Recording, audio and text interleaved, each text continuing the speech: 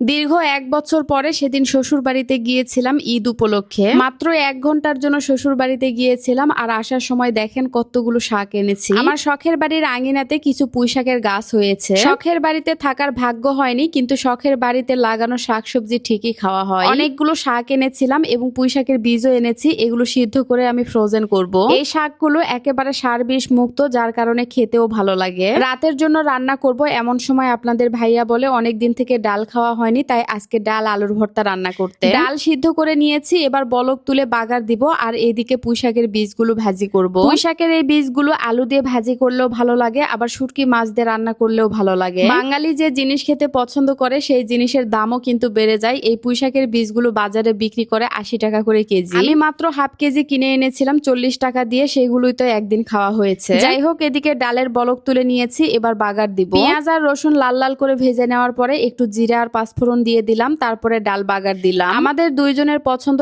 একেবারে আলাদা। সে পছন্দ করে ঘন ডাল খেতে, আর আমি পছন্দ করি পাতলা ডাল খেতে। ডাল তো রান্না করা হয়ে গেল, এদিকে পুঁইশাক ভাজিও হয়ে গেছে, সাথে কয়েকটা আলুও সিদ্ধ করে নিয়েছি ভর্তা বানানোর জন্য। ফ্রিজে কয়েকটা টাকি মাছ ছিল, ভাবলাম এই টাকি মাছগুলো ভর্তা বানাবো, ডালের সাথে খেতে বেশ ভালো লাগবে। টাকি মাছ তো বিভিন্ন ভাবে ভর্তা বানানো যায়, তবে সবচেয়ে বেশি স্বাদ লাগে পুরে ভর্তা বানালে। হলুদ, লবণ, গুঁড়া মরিচ আর সামান্য একটু সরিষার তেল দিয়ে আমি মাছগুলো মেখে নিলাম। এখন পোড়া পোড়া করে এই মাছগুলো ভেজে নিব। এয়ার ফ্রায়ারে তো তেল ছাড়া সব ধরনের ভাজা পোড়া করা যায়, তাই আমি এই এয়ার ফ্রায়ারে মাছগুলো ভেজে ভর্তা বানাবো। এখন পর্যন্ত এয়ার ফ্রায়ারে যা যা তৈরি করেছি সবকিছুই আপনাদের সাথে শেয়ার করেছি। আজকে এই টাকি মাছগুলো ভেজে আপনাদেরকে দেখাবো, দেখেন কতটা সুন্দর হয়। ট্রের মধ্যে প্রথমে মাছগুলো দিয়ে দিলাম, এবার টাইম সেট করে দিব। আমি মাত্র ১০ মিনিট টাইম সেট করে দিলাম, এই ১০ মিনিটে মাছগুলো ভাজা হবে। এয়ার ফ্রায়ারে অল্প তেলে বা তেল ছাড়া সব ধরনের ফ্রাই জাতীয় খাবার তৈরি করা যায়, যেমন fish fry, chicken fry, French fry, এমনকি কেক, পিৎজা, পুডিং সবকিছুই তৈরি করা যায়, এবং সময়ও খুব কম লাগে, আর কোনো প্রকার ঝামেলা করতে হয় না। এই যে দেখেন, মাত্র